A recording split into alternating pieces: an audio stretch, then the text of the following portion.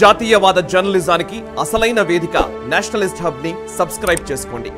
Notifications కోసం bell icon పై click చేయండి. నమస్తే, ప్రత్యేక చర్చా కార్యక్రమానికి స్వాగతం. అగ్రరాజ్యంగా చెప్పుకున్నటువంటి అమెరికాలో ఏం జరుగుతోంది? టెక్సాస్ గవర్నర్కి అమెరికా ప్రభుత్వానికి మధ్య ఏం జరగబోతోంది? అమెరికాలో త్వరలో సివిల్ వార్ జరిగేటువంటి అవకాశం ఉందా? అసలు చొరబాటుదారుల్ని అమెరికా ప్రభుత్వం ఎందుకు ప్రోత్సహిస్తోంది?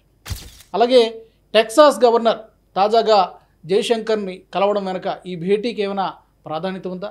ఈ ప్రశ్నలన్నిటికీ కూడా సమాధానాలని వెతికే ప్రయత్నం చేద్దాం. ఎపిసోడ్లో నాతో పాటు స్టూడియోలో అంతర్జాతీయ వ్యవహారాల విశ్లేషకులు మామిడి గిరిధర్ గారు ఉన్నారు. గిరిధర్ గారు నమస్తే. నమస్తే రాజు గారు. నమస్తే గిరిధర్ గారు. మాట వస్తే మేము బిగ్ బ్రదర్ పెద్దన్న అంటూ ప్రపంచానికి నీతులు చెప్పేటువంటి అమెరికాలో ఈ రోజున 25 రాష్ట్రాలు అగెన్స్ట్గా మాట్లాడుతున్నాయి. ముందుగా టెక్సాస్తో మొదలుకొని అసలు ఈ చొరబాటుదారుల్ని టెక్సాస్ అడ్డుకుంటోంది. మేము రానివ్వమంటే చాలా స్ట్రిక్ట్గా చెప్తున్నారు. బట్ అమెరికా ప్రభుత్వం లేదు, రావాల్సిందంటూ వెల్కమ్ చెప్తున్నారు. What is happening? నిజంగా చాలా భయంకరమైన పరిస్థితులు అక్కడ చూస్తున్నాం మనము. బార్డర్లో మనకు గ్రేగ్ అబాట్ వాళ్ళ టెక్సాస్ గవర్నర్ ఎవరైతే ఉన్నారో ఆయన భారతదేశం యొక్క రిపబ్లిక్ డేకి వచ్చారు. ఇక్కడి నుంచే ఆయన స్టేట్మెంట్ రిలీజ్ చేయడము, ఇక్కడి నుంచి ఆయన వాళ్ళ టీవీ స్టేషన్స్ కానీ మాట్లాడడం జరిగింది. అది లక్షలాది మంది అక్కడ ఇల్లీగల్గా మెక్సికో నుంచి బార్డర్ దాటి ఆ దేశంలోకి వచ్చేస్తున్నారు. గతంలో నార్మల్గా లాటిన్ అమెరికన్ దేశాల నుంచే వచ్చేవాళ్ళు. క్యూబా నుంచో, వెనెజువేలా నుంచో లేదా మెక్సికో నుంచో వాళ్ళు వచ్చేవాళ్ళు. కానీ ఈసారి ఇతరత్రా దేశాల నుంచి ఇరాన్, తర్వాత మనకు సిరియా, లెబనాన్, తర్వాత మనకు పాకిస్తాన్, ఆఫ్ఘనిస్తాన్, అలాగే మన ఉత్తర ఆఫ్రికాకు సంబంధించి ఇథియోపియా, ఇలాంటి దేశాలకు సంబంధించినటువంటి వాళ్ళు, సొమాలియాకు సంబంధించినటువంటి వాళ్ళు, వీళ్ళు చాలా గణనీయంగా రావడము. అన్నిటికంటే చాలా ముఖ్యమైనది చైనీస్ చాలామంది వచ్చారు. అక్కడ చైనాలో కూడా చాలా దుర్భరమైన పరిస్థితులు ఉన్నాయి. దాని గురించి అన్ని ఏ పేపర్లో ఎవరు మాట్లాడేటది, కానీ అక్కడ కూడా చాలామంది అక్కడి నుంచి వెళ్ళిపోయి ఇల్లీగల్ చైనా నుంచి కూడా వస్తున్నారు. వాళ్ళు ఇక్కడికి వచ్చి ఇక్కడి నుంచి దూరి వెళ్ళిపోతున్నారు, అక్కడ ఇల్లీగల్గా క్రాస్ అవుతున్నారు. ఇన్ఫ్యాక్ట్ చైనా ప్రభుత్వం అక్కడికి మెక్సికోకి వెళ్లకుండా వాళ్ళని అడ్డుకునే ప్రయత్నం చేస్తోంది. వీళ్ళు ఒక దేశంకి వెళ్ళి మళ్ళీ ఆ దేశం నుంచి మెక్సికోకి వెళ్ళి అటు నుంచి వచ్చే ప్రయత్నాలు వాళ్ళు చేస్తున్నారు. అలాగే మన దేశం నుంచి కూడా చాలామంది గుజరాతీలు వెళ్ళినటువంటి విషయం మనం చూసాం. వాళ్ళు ఒక పెద్ద ఫ్లైట్ మొత్తం బుక్ చేసుకొని వాళ్ళు వెళ్తే ప్యారిస్లో వాళ్ళని అడ్డుకున్నారు. ప్యారిస్ పోలీసులు అడ్డుకుని వాళ్ళని ఎక్కడికి వెళ్తోంది అంటే అది లాటిన్ అమెరికన్ కంట్రీ, డెస్టినేషన్ చెప్పలేదు. బహుశా మెక్సికో ఉండొచ్చు, లేదంటే ఎక్కడైనా వెళ్ళి ఉండొచ్చు. ఏదైనా కానీ కూడా వాళ్ళు కంప్లీట్గా అమెరికాకు వెళ్ళేటువంటి ప్రయత్నం వాళ్ళు చేశారు. సంపన్నమైనటువంటి గుజరాత్ నుంచి కూడా వెళ్ళారు. అమెరికా అన్నటువంటి పిచ్చి మోజ్ ఏంటో మనం చెప్పలేము. దానివల్ల వాళ్ళు చాలామంది వెళ్ళారు. ఈ మిగతా దేశాలంటే దుర్భరమైన పరిస్థితుల్లో ఉన్నాయో వెళ్తున్నారు. మూడవది అన్నిటికంటే కీలకమైంది ఏంటంటే జో బైడెన్ ప్రభుత్వం వచ్చిన తర్వాత వీళ్ళందరినీ కూడాను రావచ్చు అని చెప్పేసి వీళ్ళకి చాలా ఈజీగా వాళ్ళని లోపలికి వచ్చేటువంటి పరిస్థితులు కల్పించారు వాళ్ళు. డొనాల్డ్ ట్రంప్ ఉన్నప్పుడేమో అక్కడ గోడ కట్టేటువంటి ప్రయత్నం ఆయన చేశారు. చాలా ప్రాంతాలంతా గోడ కట్టేశారు ఆయన. కానీ ఎక్కడైతే గోడ కట్టలేదో, ఎక్కడ సునాయాసంగా వీళ్ళు రావచ్చో అక్కడి నుంచి వీళ్ళు దూరి వస్తున్నారు. మనకు తెలుస్తున్నటువంటి అంచనాల ప్రకారం అయితే కనుక బహుశా జో బైడెన్ వచ్చిన తర్వాత గత 3 సంవత్సరాలలో 1.5 నుంచి 2 కోట్ల మంది దాకా ఆ దేశంలోకి అక్రమ వలసదారులు వచ్చారు, చొరబాటుదారులు అని మనకు తెలుస్తుంది. దీంట్లో వాళ్ళు డ్రగ్స్ తీసుకొస్తున్నారు, చాలా నార్కోటిక్స్ కావచ్చు, లేకపోతే ఇతరత్ర హ్యూమన్ ట్రాఫికింగ్ కావచ్చు, చాలా ఇల్లీగల్ యాక్టివిటీస్ చేయడం, ఇటువంటివన్నీ చేస్తున్నారు వాళ్ళు. ఆ దేశంలో అమెరికాలో చాలా భయంకరమైనటువంటి ఒక రుగ్మత, ఒక ప్రాబ్లం ఏమున్నదంటే ఫెంటనిల్ డ్రగ్స్ అని ఒకటి ఉంది. ఫెంటనిల్ డ్రగ్ అని ఒకటి ఉంది. ఇది చైనాలో తయారవుతుంది. చైనాలో ఫెంటనిల్కి సంబంధించినటువంటి కొన్ని కీలకమైనటువంటి ఇన్పుట్స్ వాళ్ళు తయారు చేసి మెక్సికో లాంటి ప్రాంతాలకు పంపిస్తారు. మెక్సికోలో ఆ కెమికల్స్ అన్ని కలిపి వాళ్ళు దాన్ని ఫెంటనిల్ తయారు చేసి అమెరికాలో పంపించేస్తున్నారు. ఈరోజు అమెరికాలో ఎంత ఫెంటనిల్ ఉందంటే కనుక ఆ ఫెంటనిల్ నిజంగా అందరూ కనుక వాడితే కనుక యావత్ అమెరికా జనాభా, వాళ్ళ జనాభాని మొత్తం కనీసం అంటే 5 సార్లు చంపొచ్చు. అంతటి ఫెంటనిల్ ఆ దేశంలో వచ్చేసింది. ఈ ఇల్లీగల్ ఇమిగ్రెంట్స్ అవన్నీ తీసుకొని వస్తున్నారు బయట నుంచి అంటే మెక్సికో నుంచి వస్తున్నాయి ఇవన్నీ. వాళ్ళని ఎవరు ఆపుతున్నారు? ఎవరు ఆపట్లేదు.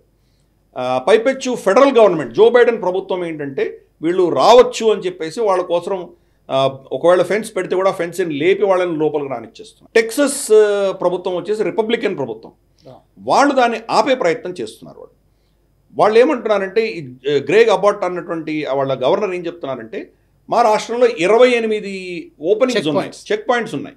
ఆ చెక్ పాయింట్స్ నుంచి రండి మీరు, లీగల్గా రండి, మిమ్మల్ని ఎవరు ఆపట్లేదే. ఇల్లీగల్గా ఎందుకు వస్తున్నారు? మా చట్టం ప్రకారం ఇల్లీగల్గా రావడానికి వీల్లేదు. మీరు ఇల్లీగల్గా వస్తే వాళ్ళని ఈ దేశం నుంచి బహిష్కరించాలి. అటువంటిది ఈ డెమోక్రాటిక్ ప్రభుత్వం, జో బైడెన్ ప్రభుత్వం ఈ దేశ చట్టాలను ఉల్లంఘించి వీళ్ళు ఇట్లా చేస్తున్నారు అని చెప్పేసి ఆయన వాపోయారు. జో బైడెన్ ప్రభుత్వం ఏం చేసిందంటే టెక్సస్ గవర్నమెంట్ అక్కడంతా బార్డ్ వైర్ ఫెన్స్ పెట్టిందని చెప్పి సుప్రీంకోర్టుకు వెళ్ళి వాళ్ళు చెప్పడం జరిగింది. సుప్రీంకోర్టు కూడా 5 మంది జడ్జిలు ఏకపక్షంగా, 4 దానికి వ్యతిరేకంగా ఒక జడ్జిమెంట్ ఇచ్చారు. ఇక్కడే ఒక జడ్జి మెజారిటీ ఉండడంతో వాళ్ళు కరెక్టే, ఫెడరల్ గవర్నమెంట్ జో బైడెన్ ప్రభుత్వం అక్కడ టెక్సస్ పెట్టినటువంటి ఈ యొక్క బార్డ్ వైర్ ఫెన్స్ని తీసేయచ్చు అని చెప్పి వాళ్ళు నిర్ణయం ఇవ్వడం జరిగింది. కానీ టెక్సస్ మాత్రం ససేమిరా మేమైతే చెయ్యము అని చెప్పి మేము పెట్టి తీరతాం ఇది అని చెప్పి వాళ్ళు కూర్చున్నారు. బార్డర్స్, దేశ సరిహద్దులు ఎప్పుడు కూడాను కేంద్ర ప్రభుత్వం చేతిలో ఉంటాయి. కాబట్టి అక్కడ సరిహద్దులకు సంబంధించి కేంద్ర ప్రభుత్వం అంటే జో బైడెన్ ప్రభుత్వం కానీ సుప్రీంకోర్టు కానీ నిర్ణయించవచ్చు. కానీ మీరు చేస్తోంది చాలా మన చట్ట విరుద్ధమైంది అని చెప్పేసి వీళ్ళు చాలా టఫ్ స్టాండ్ తీసుకోవడం జరిగింది టెక్సస్ ప్రభుత్వం.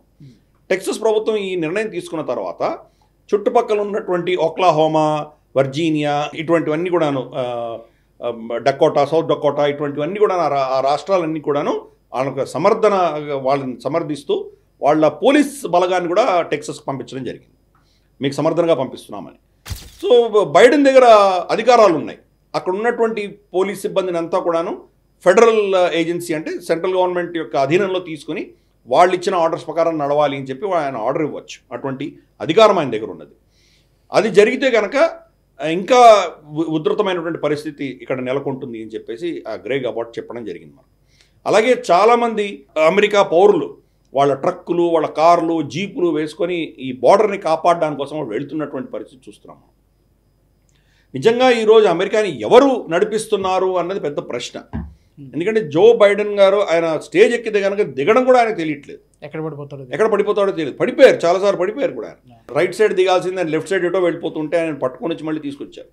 కాబట్టి ఆయనకి ఏం జరుగుతుందో కూడా తెలియదు. ఆబ్వియస్లీ ఈ నిర్ణయాలన్నీ ఆయన వెనకాల ఎవరు చేస్తున్నారు మనకు తెలియదు. కొంతమంది అనడం ఏంటంటే బరాక్ ఒబామానే నడిపిస్తున్నారు అని చెప్పేసి ఒక వర్షన్. అది మనకు తెలియదు, ఎవరు నడిపిస్తున్నారు నిజంగా మనకు తెలియదు. సో వాళ్ళ అజెండా ప్రకారం, గ్లోబలిస్ట్ అజెండా ప్రకారం దేశ సరిహద్దులు ఏమీ ఉండకూడదు, అన్ని దేశాల్లో ఎవరైనా ఏ దేశంకైనా వెళ్ళవచ్చు, ఈ మొత్తం ప్రజానికాన్ని, భూ ప్రపంచంలో ఉన్నటువంటి ప్రజలందరినీ శాసించేది కొంతమంది మాత్రమే అని నిర్ణయించుకున్నారు వాళ్ళు. అది గ్లోబలిస్ట్స్. WEF కావచ్చు, లేదా మనకు ఇటువంటి ప్రభుత్వాలన్నీ కలిసి నడిపించేటువంటి ఒక పెద్ద అజెండా ఉన్నది. ఆ అజెండా ప్రకారం దేశ సరిహద్దులన్నింటినీ కూడాను తుడిపేయాలి అన్నటువంటి ఒక అజెండా. అదే అజెండా మనం యూరోప్లో కూడా చూసాం. యూరోప్లో కూడా లక్షలాది మంది వెళ్ళడం. దాంతో ఇప్పుడు మొదటిసారి జర్మనీలో క్రిస్మస్ పండగ వాళ్ళు ఘనంగా జరుపుకోలేదు. ఏదో తూతుమత్రంగా చేశారు. కానీ ఎందుకంటే భయం, వాళ్ళు కనుక పబ్లిక్ స్క్వేర్లో వచ్చి చేస్తే కనుక మళ్ళీ వాళ్ళ ఆడపిల్లల్ని ఎవరు మానభంగాలు చేస్తారో, వీళ్ళు ఎవరు చంపుతారో, ఎవరు లూట్ చేస్తారో తెలియనటువంటి పరిస్థితి. మొత్తం యూరోప్ ఈరోజు గజగజం వణుకుతోంది. అదే పరిస్థితి అమెరికాలో కూడా వచ్చింది. కానీ ఈ Democrat, left, liberal, so called liberals అని చెప్పుకునే వాళ్ళు, అటువంటి భావజాలం ఉన్న వాళ్ళందరూ అజెండా ప్రకారం వీళ్ళని లోపల రాణిస్తున్నారు వాళ్ళు. సో అది అక్కడ జరుగుతున్నటువంటి ఘర్షణ. గ్రేగ్ అబాట్ ఏమో చట్టబద్ధంగా రాండి, మేమేమో ఆపము, చట్టాన్ని ఉల్లంఘిస్తున్నారు అని వీళ్ళు అనడం. కానీ దానికి వ్యతిరేకంగా జో బైడెన్ ప్రభుత్వం మాత్రం వీళ్ళని లోపలికి తీసుకొచ్చేటువంటి ప్రయత్నాలు వాళ్ళు చేస్తున్నారు. ఓకే, అయితే డొనాల్డ్ ట్రంప్ వెర్షన్ ఏంటి? డొనాల్డ్ ట్రంప్ ఇప్పటికే దీని మీద కామెంట్ కూడా చేసినట్టున్నారు. సో వచ్చే ఎన్నికల్లో ఈ యొక్క ప్రభావం ఏ మేరకు ఉండబోతుంది? అంటే ఇక్కడ మన దేశంలో జరుగుతున్న దానికి అక్కడ జరుగుతున్న దానికి కొన్ని సిమిలారిటీస్ కనిపిస్తున్నట్టు ఉన్నాయి. ఇక్కడ వెస్ట్ బెంగాల్లో ఏం జరుగుతుందో, అస్సాంలో ఏం జరుగుతుందో, ఏ విధంగా తరలిస్తున్నారు, ఏ విధంగా ప్రభావం చూపించేటువంటి అవకాశం వచ్చే ఎన్నికల్లో? అంటే రెండు విషయాలు ఇక్కడ. డొనాల్డ్ ట్రంప్ ఆయన ప్రెసిడెంట్గా ఉన్నప్పుడు కూడా నేను గోడ కడతాను మెక్సికోకి అమెరికాకి మధ్యలో అని చెప్పి ఆయన చెప్పడం జరిగింది. ఆల్రెడీ ఎన్నో వందల కిలోమీటర్లు ఆయన ఆల్రెడీ గోడ కట్టడం జరిగింది. గోడ కట్టారు కాబట్టి చాలామందిని ఆపగలిగారు. ఎక్కడైతే గోడ కట్టలేదు ఆయన, అక్కడి నుంచి వీళ్ళు చొరబాటుదారులు వస్తున్నారు. రెండవది కింద నుంచి సొరంగం తవ్వుకొని వస్తున్నారు. మూడవది ఈ నదుల దగ్గర మనం కట్టలేం కాబట్టి అక్కడి నుంచి వాళ్ళు వస్తున్నారు. ఇటువంటి అన్నీ ఎక్కడెక్కడ వాళ్ళకి అవకాశం ఉందో చూసుకొని వస్తున్నారు వాళ్ళు. ఈవెన్ ఎలాన్ మస్క్ కూడా అక్కడికి 2-3 దఫాలు వెళ్ళి ఆయన వీడియోలు తీసి ఇది దేశానికి చాలా ప్రమాదకరమైనటువంటి విషయం అని చెప్పి ఆయన చెప్పడం జరిగింది. అలాగే నేషనలిస్ట్ ఎవరైతే ఉన్నారో వాళ్ళందరూ కూడా దీన్ని అపోజ్ చేస్తున్నారు. లెఫ్ట్ భావజాలం ఉన్నటువంటి వాళ్ళు డెమోక్రాట్ పార్టీలో ఎస్పెషలీ వాళ్ళు దీన్ని సమర్థిస్తున్నారు. మనకు కమలా హ్యారిస్ వైస్ ప్రెసిడెంట్ ఎవరైతే ఉన్నారో ఆవిడకి ఈ బార్డర్ మేనేజ్మెంట్ అప్పచెప్పారు జో బైడెన్. ఆవిడ కంప్లీట్గా విఫలమైంది. ఈరోజు ఆవిడ గురించి ఎవరు చర్చించట్లేదు. కాబట్టి అది మరి తెలిసి చేస్తున్నారా, తెలియక చేస్తున్నారా, అసమర్థత వల్ల చేస్తున్నారా మనకు అర్థం కావట్లేదు. దాంతో వీళ్ళందరూ ఆ దేశంలో వచ్చి పడడము, ఆ దేశంలో ఈరోజు ఎంత దుర్భరమైన పరిస్థితి ఉందంటే వాళ్ళ హోటల్స్ అన్నీ కూడా కంప్లీట్గా ఈ ఇల్లీగల్ ఇమిగ్రెంట్స్ చొరబాటుదారులతో నింపేశారు. రెండవది స్కూళ్ళు కాలేజీలు మూసేసి అక్కడ నింపుతున్నారు వీళ్ళని. ఇదంతా ఒక పెచ్ అయితే కనుక మనకు చికాగో సబర్బ్స్లో ఒక ప్రాంతంలో నాప్విల్లా అన్నటువంటి ప్రాంతంలో వాళ్ళు ఏమడుగుతున్నారంటే, మన దగ్గర అందరూ సంపన్నమైన కుటుంబాలు ఉన్నాయి, పెద్ద పెద్ద బిల్డింగ్స్ ఉన్నాయి, మీ దగ్గర అంతా మీరు ఇల్లీగల్ అని చెప్పకుండా ఇమిగ్రెంట్స్ ఎవరైతే వచ్చారో వీళ్ళకి మీరు శరణ్ ఇవ్వండి, మీ హృదయాలు కూడా మీరు పెద్దగా చేసుకొని వీళ్ళకి శరణ్ ఇవ్వండి అని చెప్పి ఆదుకోండి అని చెప్పి కోరడం జరిగింది. అంటే మా చేతులు దాటిపోయి అని నిట్టరుగా చెప్పడమే మనం అర్థమవుతుంది అక్కడ. ఇంకా అక్కడ చిన్న వార్నింగ్ ఇస్తున్నట్టు ఇచ్చి ఆయన ఆగిపోయాడు. ఏం చెప్పాడంటే, ఒకవేళ మీరు కనుక స్వచ్ఛందంగా తీసుకోకపోతే కోసం మేమే నిర్ణయించాల్సి వస్తుంది. అంటే వీళ్ళని ప్రజల ఇళ్లల్లో వీళ్ళని పెట్టేటువంటి ప్రయత్నం వాళ్ళు చేస్తున్నారు. ఎందుకంటే వాళ్ళు ఎక్కడ పెట్టడానికి లేదు. ఈరోజు న్యూయార్క్ సిటీ కానీ లేదా చికాగో కానీ చాలా పట్టణాలన్నీ చూస్తే కనుక అసలు దారుణమైన పరిస్థితుల్లో ఉన్నాయి. రోడ్లన్నీ వాళ్ళ కబ్జాలోకి వెళ్ళిపోయాయి. లక్షలాది మంది ఇవన్నీ రోడ్లలో టెంట్ వేసుకోవడం, అక్కడ కూర్చోవడము, ప్రాంతం అంతా కూడాను సర్వనాశనం చేసేటువంటి పరిస్థితి మనం చూస్తున్నాం.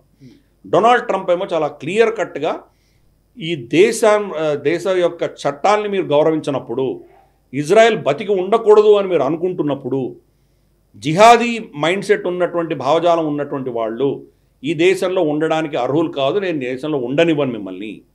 అలాగే కొన్ని దేశాలు ఉన్నాయి, ఎవరైతే జిహాదీ మనస్తత్వాన్ని పెట్టి పోషిస్తాయో ఆ దేశాల మీద నేను ఆంక్షలు విధించబోతున్నాను. అక్కడి నుంచి అమెరికాకి ఎవరైనా రావాలంటే కనుక పటిష్టంగా స్క్రీనింగ్ చేస్తే కానీ వాళ్ళని లోపలికి రానివ్వను అని ఆయన చెప్పడం జరిగింది. సో ఇప్పుడు ఫాల్ట్ లైన్స్ చాలా క్లియర్గా ఉన్నాయి డెమోక్రాట్స్కిను తర్వాత రిపబ్లికన్స్కి. ఈ రాబోయే ఎన్నికల్లో మరి అసలు ఫస్ట్ డొనాల్డ్ ట్రంప్ని ఎలక్షన్లో నిలబెట్టనిస్తారా లేదా అనేది పెద్ద ప్రశ్న. కోర్టులలో ఆయన మీద 20-30 కేసులు బనాయించారు.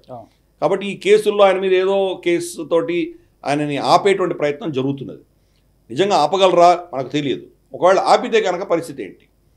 ఆపితే కనుక ఈ ఇల్లీగల్గా వచ్చిన వాళ్ళందరూ కూడాను పర్మనెంట్గా డెమోక్రాట్ పార్టీకి ఓట్ బ్యాంక్ అయ్యేటువంటి పరిస్థితి.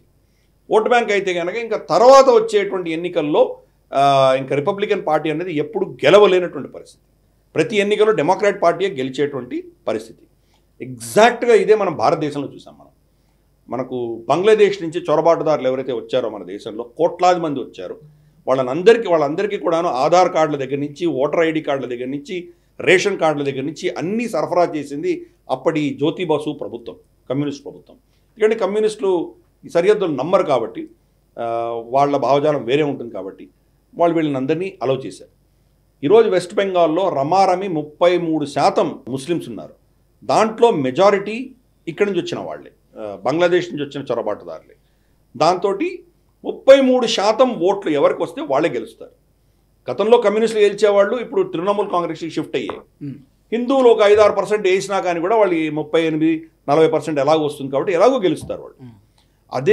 అదే పరిస్థితి మనం ఈరోజు అమెరికాలో కూడా చూస్తున్నాం. మనం అస్సాంలో అదే పరిస్థితి. లోవర్ అస్సాంలో డూబ్రీ ఈ ప్రాంతం అంతా కూడాను మనకు గౌహటి నుంచి దక్షిణం ప్రాంతం ఏదైతే బ్రహ్మపుత్ర నది బంగ్లాదేశ్లోకి వెళ్ళేటువంటి ప్రాంతం ఏదైతే ఉందో అక్కడ కూడా కంప్లీట్గా బంగ్లాదేశీ ఇల్లీగల్ ఇమిగ్రెంట్స్ వచ్చేసి అక్కడ సెటిల్ అయిపోయారు. వాళ్ళకు కూడా కంప్లీట్ ఓటర్ ఐడీలు ఇవ్వడం అనేది జరిగింది. అటువంటి ప్రయత్నం అంటే గత కాంగ్రెస్ ప్రభుత్వాలు చేశాయి, కాంగ్రెస్ కమ్యూనిస్ట్ ప్రభుత్వాలు చేసేవి. అదే ప్రక్రియ మనం ఈరోజు అమెరికాలో చూస్తున్నాం. అదే ప్రక్రియ యూరోప్లో కూడా జరిగింది. యూరోప్లో లక్షలాది మంది వెళ్ళిపోవడంతో అక్కడంతా వెళ్ళడంతో యాంజెలా మర్కెల్ లాంటి వాళ్ళు దాన్ని పర్మిట్ చేశారు. దానితోటి యూరోప్ గణనీయంగా దెబ్బతినడంతో ఇప్పుడు ఆ ప్రభుత్వాలని మేల్కుంటున్నాయి క్రమేపీ. రిషి సునాక్ ప్రభుత్వం వచ్చి వాళ్ళని ఏదో ఆఫ్రికాలో ఒక దేశానికి పంపించేసి అక్కడ వాళ్ళు ఉండేలాగు వాళ్ళకి అక్కడ పైసలు ఇస్తామనడము, మా దేశంలో మీరు ఉండకండి అని చెప్పి ప్రయత్నం వాళ్ళు చేస్తున్నారు. జార్జియా మెలోని నేను ప్రైమ్ మినిస్టర్ అయితే కనుక వీళ్ళని ఎవరిని దేశంలో రానివ్వను అని చెప్పి ఆవిడ వాగ్దానం చేసి ఆవిడ ప్రైమ్ మినిస్టర్ అయింది. ఆవిడ అయినా కానీ కూడా నేను దీన్ని ఆపలేకపోతున్నానని చెప్పింది. లంపెడోసా అని చెప్పి వాళ్ళది ఒక దీవి ఉన్నది, ఇటలీ కంట్రోల్లో ఉంటుంది. ఆ దీవిలో ఎంతమంది ఉంటారో రెసిడెంట్స్ దానికి 5 రెట్ల ఇమిగ్రెంట్స్ వచ్చి అక్కడ పడిపోయారు.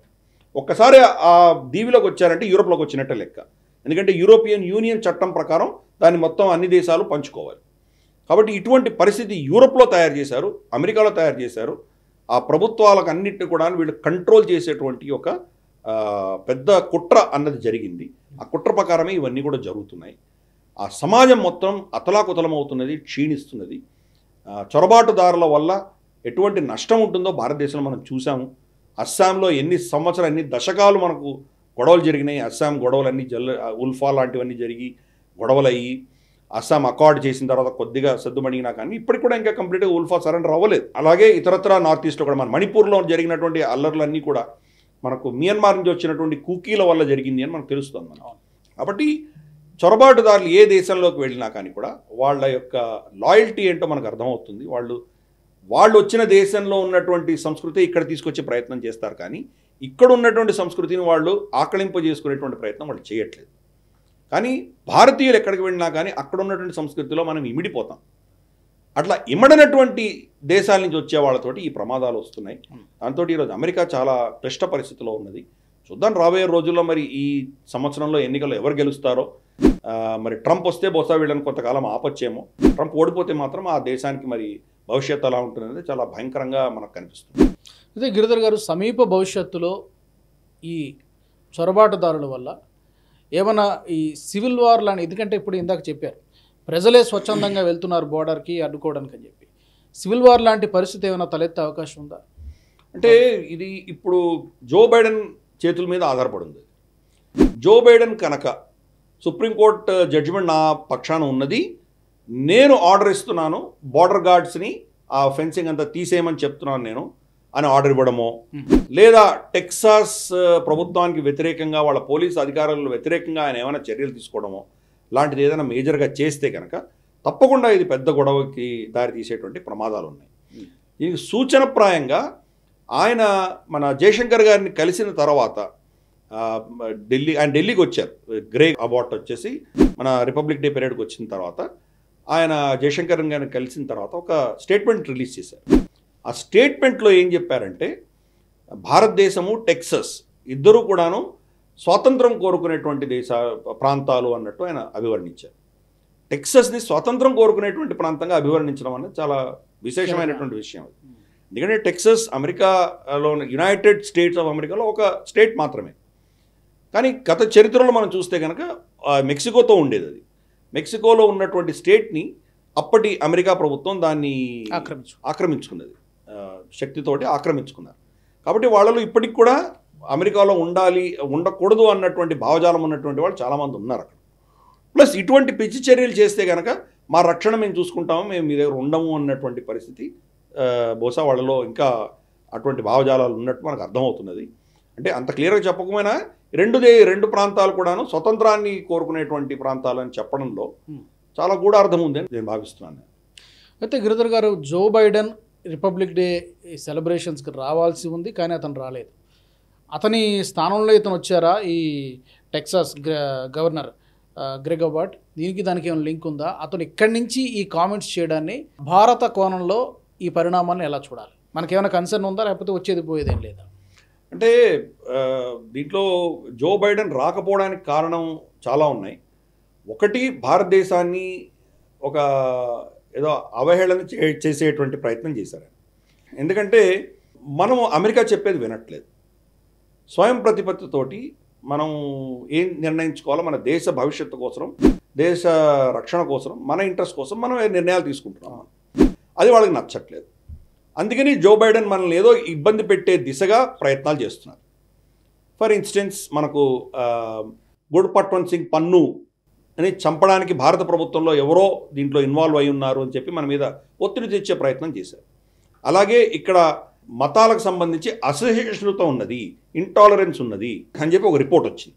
ఆ రిపోర్ట్ ప్రకారం భారతదేశాన్ని కంట్రీ ఆఫ్ స్పెషల్ కన్సర్న్ కింద మీరు డెసిగ్నేట్ చేయండి అని చెప్పి వాళ్ళ మీద ఒత్తిడి తీసుకొచ్చారు. దేని ఆధారంగా? నిజ్జర్ని వీళ్ళే చంపారు అన్నారు. కెనడానే ఈరోజు దాకా చెప్పలేదు నిజ్జర్ని ఎవరు చంపారని. ఎవరు చంపారో వాళ్ళని అరెస్ట్ కూడా చేయలేదు. గుర్పట్వంత్ సింగ్ పన్ను కేసులో కూడా అరెస్ట్ అయినటువంటి వ్యక్తి యొక్క ఏ ఆధారం మీద అరెస్ట్ చేశారో చూపించండి అని చెప్పి యునైటెడ్ స్టేట్స్లో కోర్టు అడిగితే వాళ్ళకి ఈ రోజు దాకా ఆధారాలు ఇవ్వలేదు. ఇది నిఖిల్ గుప్తాకు సంబంధించి. సో ఇవన్నీ కూడాను ఇంతవరకు ఏమి తేలలేదు. ఎవరు చేశారు, ఎవరు చంపారు అని ఏమి తేలకపోయినా రిపోర్ట్లో మాత్రం భారతదేశం రా ఏజెన్సీ చేశారని చెప్పి రాసేసుకున్నారు దాంట్లో. ఇవన్నీ కూడా భారతదేశం మీద ఒత్తిడి తీసుకొచ్చేటువంటి ప్రయత్నం. ఇంకొక విషయం ఏంటంటే ఆ దేశంలోనే ఇప్పుడు ఎన్నికలు వస్తున్నాయి, ప్లస్ జో బైడెన్ యొక్క పరిస్థితి అందరికీ అర్థమవుతోంది. జో బైడెన్ ఆ దేశంలో ఉన్నటువంటి ఇంటర్నల్ ప్రాబ్లమ్స్ని ఆయన హ్యాండిల్ చేయలేకపోతున్నాడు. అన్నిటికంటే ముఖ్యమైనది చూస్తున్నాం బార్డర్ ఇష్యూ ఎలా ఉందో, అలాగే ఇతరత్ర చాలా ఇష్యూస్ ఆ దేశంలో ఆయన హ్యాండిల్ చేయలేకపోవడం అన్నది. ఫర్ ఇన్స్టెన్స్ అన్నిటికంటే కీలకమైన ఉన్నట్టు ప్రాబ్లం ఏంటంటే బడ్జెట్ అప్రూవల్ అవ్వట్లేదు. $34 ట్రిలియన్ పెరిగిపోయింది వాళ్ళ అప్పుల సంచి. సో మరి దాన్ని ఎలా తీరుస్తారు? సంవత్సరానికి $3 ట్రిలియన్ వాళ్ళు బహుశా ఇంట్రెస్టే కట్టాల్సి వస్తుంది. అటువంటి దుర్భర పరిస్థితుల్లో కాంగ్రెస్ ఆయనకు అప్రూవల్ ఇవ్వట్లేదు. ఆ పైసలన్నీ ఎక్కడ పోస్తున్నాడు ఆయన? యుక్రెయిన్లో పోస్తున్నాడు, ఇంకెక్కడెక్కడో పోస్తున్నాడు. సో దాంతో వీళ్ళు ఒప్పుకోవట్లేదు. అలాగే ఇల్లీగల్ ఇమిగ్రెంట్స్ మీరు ఆపితే మేము బడ్జెట్ ఇస్తాము, లేకపోతే ఇవ్వమని చెప్పి రిపబ్లికన్స్ మొరాయించి కూర్చున్నారు. కాబట్టి ఇంటర్నల్ ప్రాబ్లమ్స్ పెట్టుకొని భారతదేశానికి వస్తే కనుక ఆయన హ్యాండిల్ చేయగలరో లేదో అన్నది ఒక భయం. ఇంకొక విషయం ఏంటంటే ఆయన బయటకు వెళ్తే కనుక ఆయన ఎక్స్పోజ్ అయిపోతారేమో. రిపబ్లిక్లో ఇన్ని వేల మంది, లక్షల మంది ఉంటారు. ఆ ముందర ఆయనకి సరిగా మాట్లాడకపోయినా, అక్కడ ఎక్కడ వెళ్తున్నారో తెలియకపోయినా, ఇటువంటివి ఏమైనా జరిగితే కనుక ఆయనకు చాలా పెద్ద ప్రమాదం. కాబట్టి ఇవన్నీ ఈ దృష్ట్యా ఆయన భారతదేశానికి రాలేదు. సరే, ఆయనను రీప్లేస్ చేయడానికి అయితే గ్రేగ్ అబాట్ రాలేరు. ఎందుకంటే రాష్ట్రపతి వేరే, ఒక రాష్ట్రానికి సంబంధించినటువంటి గవర్నర్ వేరే. కాబట్టి ఆ రెండు వేరే అంశాలు. కానీ రిపబ్లికన్స్ జనరల్గా మనం చూస్తే కనుక భారతదేశానికి సుముఖంగా ఉండేటువంటి పార్టీ రిపబ్లికన్స్. సరే, ఏ పార్టీ వచ్చినా వాళ్ళ దేశ ఇంట్రెస్ట్లో వాళ్ళు ఎక్కువ చూసుకుంటారు. కానీ జనరల్గా రిపబ్లికన్స్ మనకు కొంత ఊరట కలిగించేటువంటి ఫేవరబుల్గా ఉన్నటువంటిది. ఎందుకంటే మనకు డొనాల్డ్ ట్రంప్ వచ్చినప్పుడు పాకిస్తాన్కి మొత్తం ఫండింగ్ ఆపేశాడు ఆయన. దానివల్ల మనకు దానివల్ల లాభం వచ్చింది మనకు. ట్రంప్ వచ్చిన తర్వాత చూసాం మనం ఆఫ్ఘనిస్తాన్ నుంచి ఆయన ఏ విధంగా వెళ్ళిపోయారో. జో బైడెన్ వచ్చిన తర్వాత మనం చూసాం ఎటువంటి దౌర్భాగ్యమైన స్థితిలో ఆయన వెళ్ళిపోవడం జరిగింది. దాంతో అక్కడ కోట్ల విలువ చేసే బిలియన్స్ ఆఫ్ డాలర్ విలువ చేసేటువంటి అస్త్రశస్త్రాలన్నీ వదిలేసి వెళ్ళిపోయారు. అవన్నీ కూడా మన దేశం మీద కూడా ప్రయోగించవచ్చు ఎవరైనా. ఈరోజు చూస్తున్నాం ఇరాన్, పాకిస్తాన్ ఎలా కొట్టుకుంటున్నాయో, టీటీపీ, తాలిబాన్ ఎలా చేస్తోందో.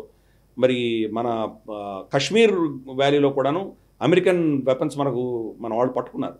కాబట్టి జో బైడెన్ చేసినటువంటి చర్యలు జనరల్గా మన భారతదేశానికి, అంటే డెమోక్రాటిక్ పార్టీ జనరల్గా భారతదేశానికి పెద్ద మేలు చేసినటువంటి విషయాలు కాదు. అంటే ఏ ప్రెసిడెంట్ అయినా కొంత మేలు చేస్తారు, కొంత వ్యతిరేకంగా కూడా ఉంటారు. కానీ జనరల్గా డెమోక్రాట్స్ భారతదేశానికి వ్యతిరేకంగా ఉన్నవాళ్ళు. కానీ అన్ఫార్చునేట్లీ సిచ్యుయేషన్ ఏంటంటే మన ఎన్ఆర్ఐ సోదరులు ఎవరైతే ఉన్నారో అమెరికాలో, వాళ్ళందరూ ఎక్కువ శాతం డెమోక్రాట్స్ని సపోర్ట్ చేస్తారు. ఎందుకంటే డెమోక్రాట్స్ ఇమిగ్రెంట్స్ని సపోర్ట్ చేస్తారు కదా. మన వాళ్ళు కూడా ఇమిగ్రెంట్సే కదా, మన వాళ్ళు కూడా ఉంటారు. కాబట్టి జనరల్గా వీళ్ళని సపోర్ట్ చేస్తారు. అందుకని మనం చూస్తే కమలా హ్యారిస్ కావచ్చు, రో ఖన్నా కావచ్చు, ప్రమీలా జైపాల్ కావచ్చు, వీళ్ళందరూ ఎక్కువ శాతం మనకు భారత మూలాల నుంచి వెళ్ళిన వాళ్ళు డెమోక్రాట్ పార్టీలోనే ఎక్కువ శాతం ఉంటారు. కానీ మన దేశాన్ని యొక్క ఇంట్రెస్ట్ ప్రకారం చూస్తే రిపబ్లికన్స్ ఉండాలి. కానీ అక్కడికి వెళ్ళిన వాళ్ళు ఇండియన్స్ కాదు, వాళ్ళు భారతీయులుగా వాళ్ళు అనుకోరు. వాళ్ళు మేము అమెరికన్స్ అని అనుకుంటారు. కాబట్టి అమెరికాకు ట్రంప్ లాంటి వాడు వస్తే కనుక చాలా పిచ్చి పిచ్చి వ్యవహారాలు చేస్తాడు, ఆలోచనలు చాలా దారుణంగా ఉంటాయి, దేశానికి దీనివల్ల ఇబ్బంది వస్తుంది. ఎక్స్పీరియన్స్ ఉన్నటువంటి నిష్ణాతులైనటువంటి డెమోక్రాట్స్ని ఎన్నుకోవాలి అని వాళ్ళ నిర్ణయం. ఇది అక్కడ జరుగుతున్నటువంటి పరిస్థితి. అందుకని ఇల్లీగల్ ఇమిగ్రెంట్స్ కావచ్చు, లీగల్ ఇమిగ్రెంట్స్ కావచ్చు, వీళ్ళందరూ కూడా ఆ దేశానికి వెళ్ళిన వాళ్ళందరూ డెమోక్రాట్స్కి ఎక్కువ శాతం సపోర్ట్ చేసేటువంటి వాళ్ళు. వీళ్ళ పర్సంటేజ్ ఎంత ఉంటుంది గారు? మామూలుగా ఇప్పుడు అక్రమంగా వచ్చినటువంటి చొరబాటుదారులు కావచ్చు, రెండోది ఇప్పుడు మీరు చెప్పినటువంటి లీగల్గా వెళ్ళినటువంటి ఇప్పుడు మన భారత్ నుంచి వెళ్ళిన వాళ్ళు కావచ్చు, ఇతర డిసైడింగ్ ఫ్యాక్టర్ అవుతారు. నిజంగా చెప్పాలంటే ఆ దేశంలో ఒక 1% సో కాల్డ్ రెడ్ ఇండియన్స్ ఎవరైతే ఉన్నారో వాళ్ళని తీసేస్తే మిగతా వాళ్ళందరూ ఇల్లీగల్ ఇమిగ్రెంట్సే కదా. డొనాల్డ్ ట్రంప్తో సహా, జో బైడెన్తో సహా, జాన్ ఎఫ్ కెనడీతో సహా, అబ్రహాం లింకన్తో సహా, జార్జ్ వాషింగ్టన్తో సహా వీళ్ళందరూ ఇల్లీగల్ ఇమిగ్రెంట్సే కదా. ఆ దేశాన్ని పడి దోచుకున్నారు కదా. అక్కడ ఉన్నటువంటి సంస్కృతిని మొత్తం ధ్వంసం చేసినటువంటి వాళ్ళే కదా. ఇప్పుడు వాళ్ళు లీగల్ సిటిజన్స్ అయి ఉండొచ్చు, ఒకప్పుడు అందరూ ఇల్లీగల్ ఇమిగ్రెంట్సే కదా. ఆ దేశం మీది కాదు కదా. ఎవరో దేశంలో వెళ్ళి మీరు మొత్తం దోచుకుని వాళ్ళ సంస్కృతిని అంతా ధ్వంసం చేసి అక్కడ ఉన్నటువంటి ప్రజానికాన్ని మొత్తం చంపేశారు కదా మీరు. అప్పుడు వాళ్ళ తల యొక్క చర్మము, జుట్టు కట్ చేసి చంపేసి వాళ్ళని కట్ చేసి ఇస్తే కనుక దానికి వాళ్ళు పైసలు ఇచ్చేవాళ్ళు. అలా హెడ్ హంటర్స్ అనేవాళ్ళు. వాళ్ళని రెడ్ ఇండియన్స్ని అలా చిత్రహింసలు చేసి చంపినటువంటి సంస్కృతి లేదు. అందరూ ఇల్లీగల్ ఇమిగ్రెంట్సే అక్కడ. నా దృష్టిలో లీగల్ ఇల్లీగల్ వారు అందరూ ఇల్లీగల్ ఇమిగ్రెంట్సే. సరే, ఇప్పుడు అమెరికా అని ఒక ప్రభుత్వం ఉంది కాబట్టి వీసా తీసుకొని వెళ్ళే వాళ్ళని లీగల్ ఇమిగ్రెంట్స్ అందాం పోనీ. అందుకనే ఆ దేశమే ఇమిగ్రెంట్స్ దేశం కాబట్టి మనం దాంట్లో చూడాల్సిన అవసరం లేదు. ఇల్లీగల్గా వచ్చిన వాళ్ళ సంఖ్య ఎవరు చెప్పాలి? ఎవరి దగ్గర లేదు సంఖ్య, ఎందుకంటే దాని రికార్డే లేదు కదా, ఎంత శాతం ఉన్నారని మనకు తెలియదు. ఒకవేళ వీళ్ళు కనుక డెమోక్రాట్ పార్టీకి సంబంధించిన కొన్ని స్టేట్స్ కొన్ని చట్టాలు తీసుకొచ్చే ప్రయత్నం చేస్తున్నారు. అంటే ఎలక్షన్ల కోసమే ఇప్పుడు వీళ్ళందరినీ కనుక తీసుకొస్తే కనుక వీళ్ళందరికీ అక్కడ ఓటు హక్కు ఉంటుందా? చేసే ప్రయత్నం చేస్తోంది డెమోక్రాట్ పార్టీ. కొన్ని స్టేట్స్ ఏం చేస్తున్నాయంటే, వచ్చేసారు మన దేశంలో, ఇప్పుడు ఇక్కడి నుంచి వెళ్ళలేరు, మనం పంపించలేము, మన కోర్టులు ఒప్పుకోవు, కాబట్టి వీళ్ళందరికీ కూడాను మనం పర్మనెంట్ రెసిడెన్సీ ఇచ్చేద్దాం, అంటే గ్రీన్ కార్డ్ లాంటిది, సిటిజన్షిప్ కాదు గ్రీన్ కార్డ్ లాంటిది ఇచ్చేద్దాం అని చెప్పి వాళ్ళు రెజల్యూషన్లు పాస్ చేసే ప్రయత్నాలు వాళ్ళు చేస్తున్నారు కొంతమంది. ఇంకొన్ని స్టేట్స్ ఏం చేస్తున్నాయంటే, ఆల్రెడీ గ్రీన్ కార్డు ఉన్న వాళ్ళు ఉన్నారు. ఫర్ ఇన్స్టెన్స్ భారత మూలాల నుంచి వెళ్ళిన వాళ్ళు కూడా చాలామంది గ్రీన్ కార్డు ఉన్నారు. ఈ దేశంలో పర్మనెంట్ రెసిడెన్సీ గ్రీన్ కార్డు ఉన్నటువంటి వాళ్ళందరూ కూడా ఓట్ వేయచ్చు అని వాళ్ళు రెజల్యూషన్ తీసుకొచ్చే ప్రయత్నం వాళ్ళు చేస్తున్నారు. ఈ రెండు కలిపి మనం చూసామంటే కనుక ఈ 1.5-2 కోట్ల మంది ఎవరైతే వచ్చారో వీళ్ళందరికీ కూడా రేపు రోజు కనుక గ్రీన్ కార్డు వచ్చి ఓటర్లు అయ్యారంటే మరి పరిస్థితి ఎలా ఉంటుంది? దాని తర్వాత ఇంకా మరి రిపబ్లికన్ పార్టీ ఆ దేశంలో గెలిచేటువంటి అవకాశాలు వాళ్ళకు ఉండవు. కంప్లీట్గా ఇంకా డెమోక్రాటిక్ పార్టీ గెలుస్తూ పోతూ ఉంటుంది. అది అటువంటి పరిస్థితి తీసుకొచ్చే ప్రయత్నం వాళ్ళు చేస్తున్నారు. మనకి ఎగ్జాక్ట్గా వెస్ట్ బెంగాల్లో అదే జరిగింది. జ్యోతి బాసు గారు రమారమి 25 సంవత్సరాలు వేయలేరు. ఎందుకది? ఎందుకంటే ఈ డెమోగ్రఫీ, బంగ్లాదేశ్ నుంచి వచ్చినటువంటి చొరబాటుదారులు ఎవరైతే ఉన్నారో ఒక రాక్ సాలిడ్ ఓట్ బ్యాంక్ తయారయ్యారు. ఇప్పుడు అదే ఓట్ బ్యాంక్ కమ్యూనిస్ట్ పార్టీ నుంచి కంప్లీట్గా తృణమూల్ కాంగ్రెస్ షిఫ్ట్ అయ్యారు. అందుకని తృణమూల్ కాంగ్రెస్ గెలుస్తోంది. అలాగే మనకు అస్సాంలో కూడా గతంలో కాంగ్రెస్ ఓటు వేసేవాళ్ళు ఇప్పుడు అక్కడ ఉన్నటువంటి అజ్మల్ తయ్యబ్ అని ఒక అతను ఉన్నాడు, బద్రుద్దీన్ ఒక అతను ఉన్నాడు, అజ్మల్ బద్రుద్దీన్ ఉన్నాడు, అతనికి వేస్తున్నారు. AIADUF అని ఉంది, అతనికి ఓట్లు పడుతున్నాయి. అలాగే అక్కడ కూడా ఇల్లీగల్గా ఫారెస్ట్స్ మొత్తం అడవులన్నీ వాళ్ళు కబ్జా చేసుకున్నారు. హేమంత్ బిశ్వ శర్మ కాబట్టి పోయి వాళ్ళని బుల్డోజర్ పెట్టి వాళ్ళందరినీ ధ్వంసం చేశారు. ఏమి లేని దగ్గర కూడా ఒక శ్మశానం లాంటిది ఎవరిదో పెట్టేసి ఇది ఎవరో హజరత్ వలీ దర్గా అనడం, ఇంకేదో దర్గా అనడం, అక్కడ చాదర్ వేసేసి దాన్ని కబ్జా చేశారు. భూమిని కబ్జా చేయడం అన్నది వాళ్ళు చేశారు. ఇన్ఫ్యాక్ట్ రీసెంట్గా ఒక సినిమా కూడా రిలీజ్ అవుతోంది దానికి సంబంధించి, ఎలా భూమి కబ్జా వీళ్ళు ఈ మజార్ల పేరు మీద చేస్తున్నారని కూడా వస్తుంది. అది అస్సాంలో భయంకరంగా చేశారు. ఉత్తరాఖండ్లో కూడా చేశారు. ఉత్తరాఖండ్లో ఒకటే పేరు మీద ఒక అతను ఇక్కడ చనిపోయి అతన్ని పాతిపెట్టామన్న అతనే పేరు మీద 5ో 6ో మజారు దొరికాయి ఆ రాష్ట్రంలో. కాబట్టి ఇటువంటి చర్యలన్నీ చేస్తున్నారు. కాబట్టి దేశానికి, దేశ భద్రతకు వీటికి కంటకం. కాబట్టి మన దేశంలో ఆల్రెడీ మనం చెవి చూసాం, వీటిని ఎటువంటి పరిస్థితి ఉందో మనం చూసాం. మనం నార్త్ ఈస్ట్ ఈశాన్యం అంతా అతలాకుతలంగా ఉంది. బెంగాల్లో పరిస్థితి ఏంటో మనం చూస్తున్నాం. మనం ఎన్నికల తర్వాత ఎటువంటి విధ్వంసం జరిగిందో చూస్తున్నాం. ఈరోజు అమెరికాలో కూడా అదే పరిస్థితి రాబోతుంది. యూరోప్లో కూడా అదే పరిస్థితి ఉన్నది. ఏ దేశంలో ఉన్నవాళ్ళు ఆ దేశంలో ఉండవచ్చు. ఇంకో దేశం నుంచి ఒక దేశం నుంచి ఇంకో దేశానికి వెళ్ళాలంటే కనుక చట్టాలని గౌరవిస్తూ చట్టబద్ధంగా వెళ్తే కనుక అందరికీ శ్రేయస్కరం. చట్టాలను ఉల్లంఘిస్తూ, చట్టాలంటే గౌరవం లేకుండా ఇలా ఇల్లీగల్గా వచ్చిన వాళ్ళ పరిస్థితి, వాళ్ళు ఎవరికీ జవాబుదారీ కాదు, వాళ్ళని ఎవరూ ఆపలేరు. కాబట్టి అటువంటి పరిస్థితులలో దేశాలు అసురక్షితమయ్యి ఆ ప్రజలందరూ కూడాను చాలా కష్టాలు పడేటువంటి ప్రమాదం ఉంది. రైట్. చివరిగా గిరిధర్ గారు, ఉన్నటువంటి 2 పార్టీల్లో democratic party, republic party, Republican ప్రభుత్వం ఏర్పడితే కనుక భారత్కి సానుకూలంగా ఉంటుంది అనేటువంటిది చాలామంది మీలాంటి విశ్లేషకులు చెప్పేటువంటి మాట. కాబట్టి ఇప్పుడు జరుగుతున్నటువంటి పరిణామాల్ని భారత్ కేవలం ప్రేక్షక పాత్ర చూస్తూ ఊరుకోవాలా, లేకపోతే ఇక్కడి నుంచి చేయడానికి ఏమైనా ఉంది? ఎందుకంటే చాలామంది అక్కడ వెళ్ళి సెటిల్ అయినటువంటి వాళ్ళు ఉన్నారు భారతీయులు. ఏమైనా చేయగలరా మోదీ గారు కానీ, లేకపోతే మోదీ ప్రభుత్వం కానీ? అంటే గతంలో మనకు అగ్లీ బార్ ట్రంప్ సర్కార్ అన్నటువంటి నినాదం చేయడం మనం చూసాం హౌదీ మోడీ ర్యాలీలో. అయినా కానీ ఆయన ఓడిపోవడం జరిగింది. కాబట్టి మనం దాంట్లో ఇంటర్ఫియర్ అవ్వకపోవడమే ఉత్తమం, మంచిది. ఎందుకంటే ఆ దేశ ప్రజలు ఎవరిని నిర్ణయిస్తారో వాళ్ళ ఇష్టం. అది స్వతంత్ర దేశం. అది ఆ దేశంలో వాళ్ళకున్నటువంటి పాలిటిక్స్ ఆధారంగా ఎవరినైనా వాళ్ళు ఎన్నుకోవచ్చు. బైడెన్ ఎన్నుకుంటారా, ట్రంప్ని ఎన్నుకుంటారా, లేదా హెయిలీని ఎన్నుకుంటారా, లేదా రేపటి రోజు మిషేల్ ఒబామాని ఎన్నుకుంటారా, వాళ్ళ ఇష్టం. అది ఆ దేశం, వాళ్ళ చట్టాలు, వాళ్ళ ఎలక్షన్ ఇది. కాబట్టి వాళ్ళు ఎవరినైనా ఎన్నుకోవచ్చు, మనం చెప్పలేం. మనకు చరిత్ర ప్రకారం చూసామంటే, అంటే అట్లీస్ట్ రీసెంట్ పాస్ట్ చూసామంటే రిపబ్లికన్స్ మనకు చాలా సహాయపడ్డారు, అనుకూలంగా ఉన్నారు. డెమోక్రాట్స్ కొంత మనకు వ్యతిరేకంగా చాలా చర్యలు చేసినటువంటి విషయం మనం చూసాం. మన దేశం యొక్క ఇంట్రెస్ట్ ఆధారంగా మనం ఈ నిర్ణయం ఇవ్వచ్చు. కానీ అల్టిమేట్గా అక్కడ ఉన్నటువంటి ప్రజలు అక్కడ ఆధారం అక్కడ ఉన్న పరిస్థితుల ప్రకారం వాళ్ళు నిర్ణయిస్తారు వాళ్ళు. కానీ ఎవరు వచ్చినా వాళ్ళతో డీల్ చేయవలసినటువంటి పని మనకు ఉన్నది. ట్రంప్ తోటి అంత క్లోజ్గా ఉన్నటువంటి మోదీ గారు జో బైడెన్తో కూడా అంతే క్లోజ్గా ఉన్నారు కదా. ఇన్ఫ్యాక్ట్ చాలా సెమినార్స్లో జో బైడెన్ గారే వచ్చి ఆయన కౌగిలించుకొని ఆయనకి షేక్ హ్యాండ్ ఇచ్చి ఆయన మాట్లాడిన విషయాలు చూసాం మనం. G20లో కూడా ఆయనకు బ్రహ్మరథం పట్టాం మనం. కాబట్టి మనకు ఆ దేశంలో ఎవరు వచ్చినా కానీ భారతదేశం యొక్క ఇంట్రెస్ట్ కాపాడాలి అన్నది మనం చూస్తాం. ఇద్దరిలో పోలి చూస్తే రిపబ్లికన్స్ మనకు మెరుగు. కానీ ఆ ప్రజలు నిర్ణయించాలి ఏం చేయాలో. మోదీ గారు మాత్రం అటువంటి పిచ్చి పని చేయరు, ఇంటర్ఫియర్ అవ్వరు. చేసినా కూడా భవిష్యత్తులో అది మళ్ళీ మనకే ప్రమాదం కావచ్చు. డెఫినెట్గా ఎవరు వస్తారని మనం చెప్పలేం. కరెక్ట్. సపోజ్ మనం ట్రంప్కి ఎక్కువ సపోర్ట్ చేసుకుంటూ వెళ్ళాం, మళ్ళీ జో బైడెన్ వస్తే మనం వ్యతిరేకంగా ఏమైనా చేయొచ్చు కదా ఆయన. కాబట్టి అటువంటిది మనకు అక్కర్లేదు. ఏ దేశం ప్రజలు ఆ దేశంలో వాళ్ళు ఎలా నిర్ణయించుకుంటారో నిర్ణయించుకోనివ్వండి. మన ఇంట్రెస్ట్ మనం కాపాడుకునే ప్రయత్నం మనం చేయాలి. అమెరికా యొక్క ఇంటర్ఫియరెన్స్ అన్నది తప్పకుండా ఉంటుంది. కానీ మన శక్తి పెరిగినప్పుడు ఆ శక్తిని వాళ్ళు కూడా గౌరవించడం మొదలు పెడతారు. కాబట్టి అక్కడ భారతదేశాన్ని సమర్థిస్తున్నటువంటి ప్రభుత్వం రావాలి అని కోరుకుందాము. అయినా అక్కడ ఏ ప్రభుత్వం వచ్చినా మన రక్షణ, మన ఇంట్రెస్ట్ కాపాడుకునే దిశగా మన ప్రయత్నాలు, ఆత్మనిర్భరత పెంచుకునే దిశగా మనం చేసుకోవడం మనకు ఉత్తమం. రైట్ గిరిధర్ గారు చాలా సమగ్రమైనటువంటి విశ్లేషణ అందించారు ఈ అంశానికి సంబంధించి. ఇంకా అమెరికా ప్రభుత్వానికి టెక్సాస్ ఈ రెండింటి మధ్య ఈ పరిణామాలు, పరిస్థితులు ఏ విధంగా మారతాయి అనేది మళ్ళీ మనం బహుశా ఇంకేమైనా డెవలప్మెంట్స్ ఉంటే మరొక ఎపిసోడ్లో మనం డీటెయిల్గా చర్చిద్దాం. ఈ చర్చా కార్యక్రమంలో పాల్గొన్నందుకు ధన్యవాదాలు. Thank you so much. ఇది వాటి ప్రత్యేక చర్చా కార్యక్రమం.